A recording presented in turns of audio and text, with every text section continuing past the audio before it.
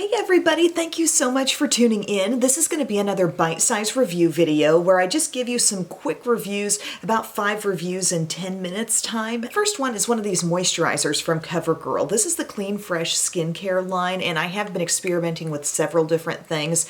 The dry skin cream, I've used that on and off at nighttime. I think it's really good actually. It provides a lot of moisture. I don't feel like it leaves me quite as deeply hydrated as the e.l.f. Holy Hydration, so that's going to be the one that I keep in my nighttime routine. However, I find this one extra fascinating. This is called the Weightless Water Cream, and it says 72-hour hydration. This seems to be kind of an advanced texture here. You look at it, you can see that kind of bluish tone, and it's actually really, really thick. We can do that blizzard test, and we're not worried about anything like falling out of this. If that gives you a sense of the thickness of it in the container. And you get some out and it's still looking and feeling thick, but as it comes in contact with the skin, it just has this meltdown. And then you just have nicely hydrated skin, and it actually feels really, really thin at this point, okay? I started trying it out sort of in the same part of my skincare routine as I would use my Bobbi Brown Vitamin Enriched Face Base. So after my serums, I put this on, and I was kind of surprised that all day long my skin did feel hydrated enough with this. And that's coming from a person who is normal to dry, okay? I can kind of go both ways. I don't always need the richest cream, although I really like that Vitamin Enriched Face Base. I can get away with something lighter if I really wanted to. And I guess I was just pleasantly surprised by this. I was expecting it to absorb into the skin and then pretty much just disappear, because I've seen that happen with others.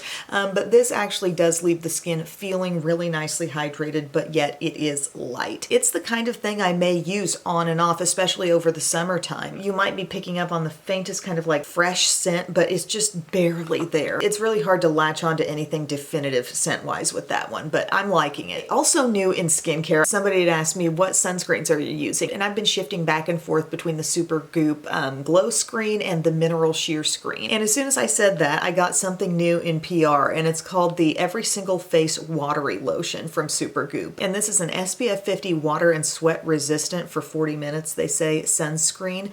And I love this. I think this is great for all the makeup wearers out there who are putting a sunscreen under their makeup, and you just don't want it to interfere too much. It is the thinnest, it is the easiest to work in. It does not leave like a big trace of white. This is the format, and you're just going to kind of like drop some out. I'll just show you how thin it is here on my hand, and see how it just immediately disappears. It's like nothing, but it does have a little moisture in it. I will say, like, it left my skin feeling even more dewy, but guys, it's still really thin and light. If you wore this totally on its own, like I'm thinking of myself and being out at the pool in the summer months and taking all my makeup off and then just wanting to put a sunscreen all over my face, this would be nice because it does carry some moisture, like I said, but also an SPF 50. I believe the SPFs, are they only 40?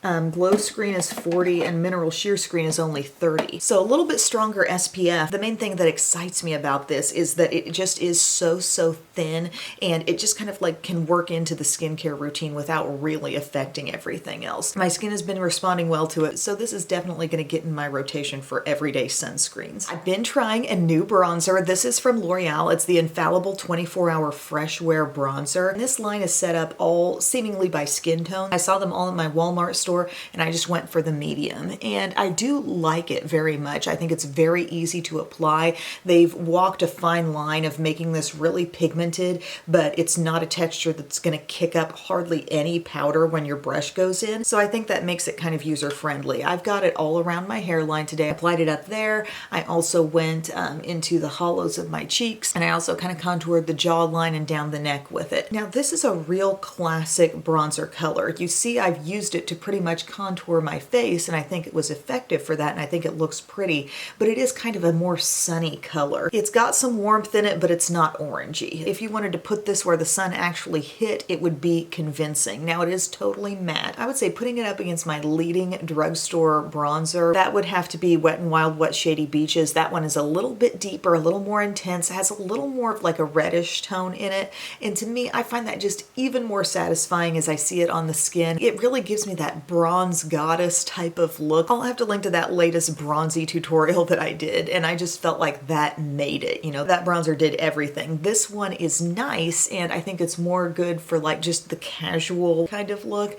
Granted, if you chose a different shade, you might have a different story to tell about this product, but medium for me, so like kind of corresponding sort of to my skin tone. I guess I could have gone lighter even. It's giving me just a lightweight casual bronzer look. Yes, it can be a convincing contour, and yes, it is easy to apply and work with, and I do think it has good staying power too. In my opinion, I think it's good, but it's still not my favorite drugstore bronzer. Wet n Wild Wet Shady Beaches, that one still reigns supreme as the best bronzer, most convincing, and just a little more impact than this one. Here's an exciting new product from Danis Beauty. It's the Dewy Cheek and Lip Palette. When I first started working with them, I used my Sephora 56 brush, which is what I would normally use for any kind of cream or liquid blush, and I was all ready to go, and I felt like something about this just wasn't working for me. Like, I think this is a very dense brush. It was picking up a lot of these pigmented blushes, and then I felt like, just given the texture of these, it was kind of pulling across the skin. It just wasn't quite the best application. And the texture of these blushes, I'm going to try to explain it as best I can, but they are creamy.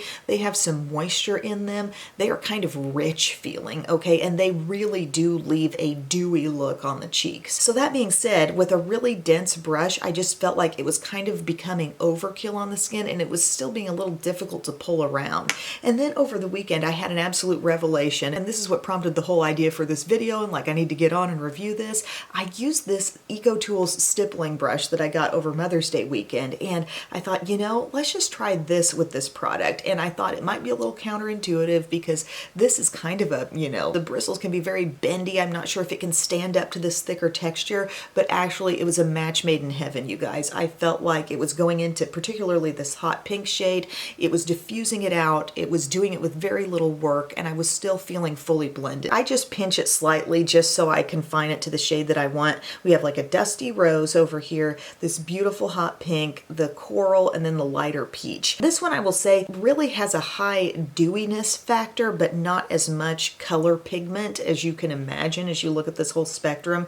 But all three of these others, I really get a nice impact on the skin. And I was just loving how I could go into this pink. Now, one thing, you need to put your brush in and feel it tug across the product a little bit, okay? Like a few little swipes. Don't just go dip, dip, dip, dip, dip. It might not actually cling onto your brush that way.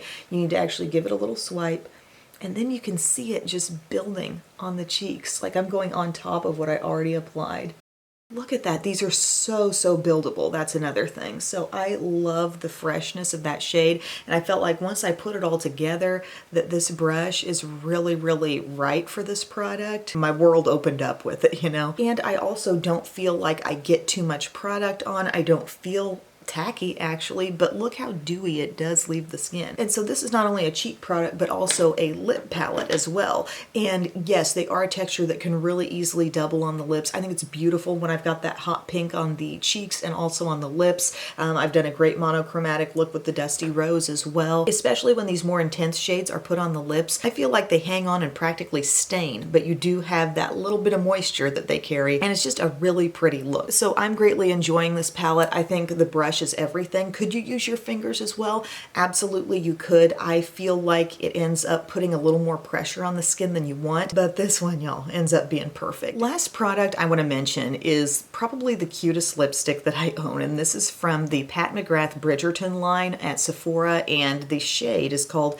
Entranced. Now, some of these lipsticks are like a periwinkle color and some are peach, and you have this adorable bow, and this is typically with a Pat McGrath lipstick. Don't they have like the little lips right there? So this is so cute. But I will say one thing, one really like kind of minor complaint. The inner part of the tube here, this component feels heavy, weighty like you would expect, but this cap is like just lightweight, flimsy kind of plastic feeling. This does not have the luxe feel of the entire rest of the packaging, and I just really noticed it when I pulled it off there. Did anybody else notice that or pick up on that? Anyway, about the product itself, they call this the Satin Allure lipstick. To me, this feels really like a classic cream lipstick, but it's not too shiny, okay? As you watch it go on, you can see with one swipe, completely full color, very satisfying in that respect. And then you can look at the lips and see that it doesn't give off too too much shine. The staying power is kind of middle of the road on this. This is a fairly intense shade and it can last decently well for me for several hours. It's not a long wear product by any means. It's not going to wear like a liquid lipstick or Maybelline satin ink crayon or anything like that. But it is a very pretty berry shade that's absolutely right up my alley. Winter, spring, summer, fall, I will wear a berry any time of year, and it's really like not that deep and dark. But does the formula feel like some kind of one-of-a-kind, next level, next generation type of lipstick? No,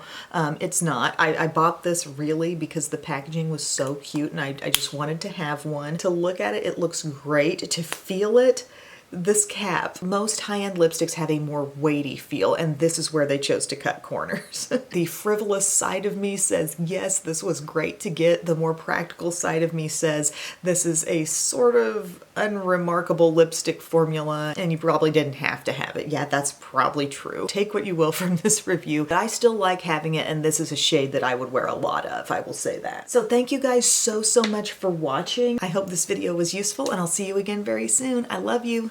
Bye.